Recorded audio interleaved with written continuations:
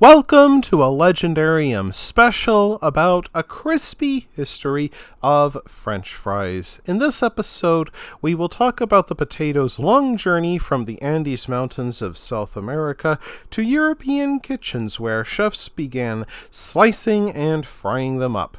It is hard to find someone who has not heard of or eaten French fries, possibly by the pound. In the United States, ketchup is the dip of choice for French fries. In Europe, mayonnaise is king. The British favor malt vinegar for dipping fries, while the French themselves eat the fries straight. Belgians crack an egg over freshly cooked fries, which not only cooks the egg, but creates runny yolk as a dipping sauce. Of course, French fries would never have happened without their father, the potato. Humans first domesticated potatoes in the Andes Mountains of Peru and northwest Bolivia around 10,000 years ago. These early potatoes looked very different from what we know today. They came in a variety of shapes and sizes and had a bitter taste caused by toxins. To combat their slight toxicity, wild relatives of the llama licked clay before eating the potatoes, and the toxins in the potatoes stuck to the clay particles, allowing the animals to eat them safely.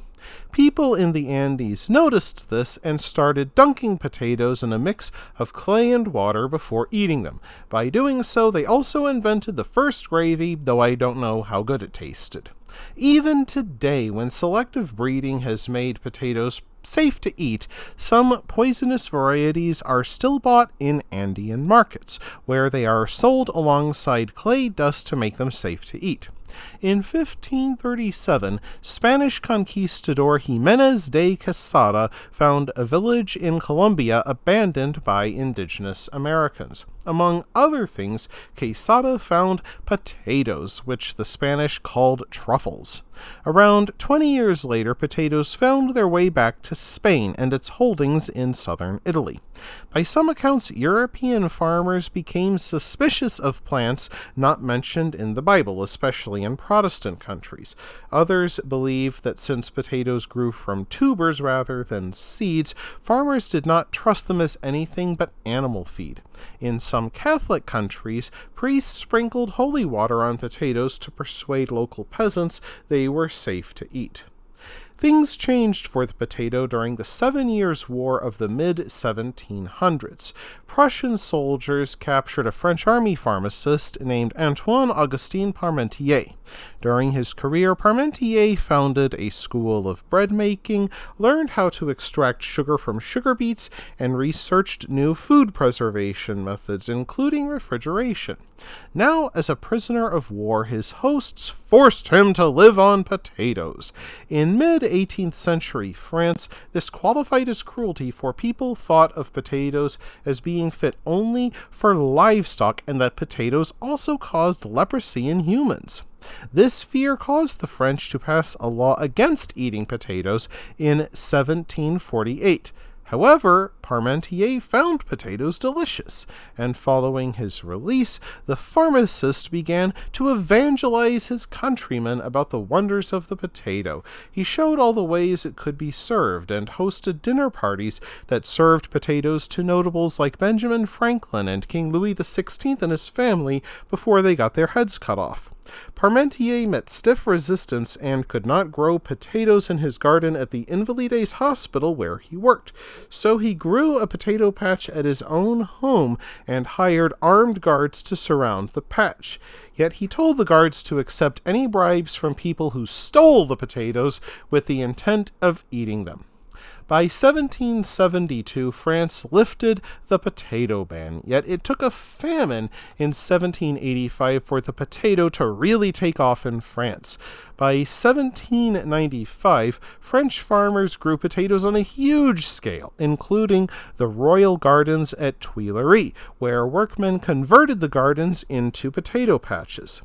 It is not known for certain if a Frenchman or a Belgian first sliced and fried potatoes, yet during this time France fought several wars with Spanish-ruled Belgium, and with many French soldiers going back and forth, if they did find it in Belgium, the idea of French fries would have spread fast. In Paris, fries became extremely popular as a street food among the working poor because they could be made and sold cheaply.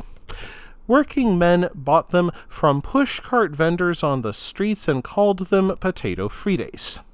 During the American Revolution, Thomas Jefferson served as minister to France, and while in Paris he learned of French frites and brought them home to the United States. His chef and slave, James Hemings, continued to make them for Jefferson at home in Monticello, and when Jefferson won the presidency in 1800, he began serving French fries at state dinners, helping to popularize the dish.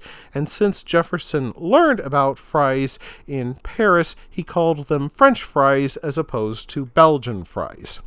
Since many farmers across the United States grew potatoes, frying up potatoes became an easy way to make a tasty dinner.